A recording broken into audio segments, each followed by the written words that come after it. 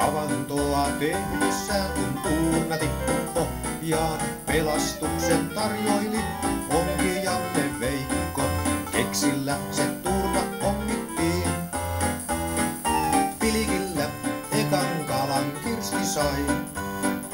Veikko nosti särjen seuraavan.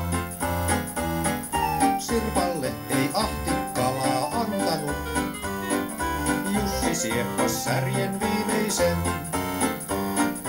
Hiihtokilpailujen kingiksi Veikko sivakoi. Santtu hiihti täyden vitosen, kun kunto petti. Luontovideoita kuvas Milla sekä Sanni. Santtu voitti Pulkkamäen hikisen. Lumihanki kieriskelyn pokaalin.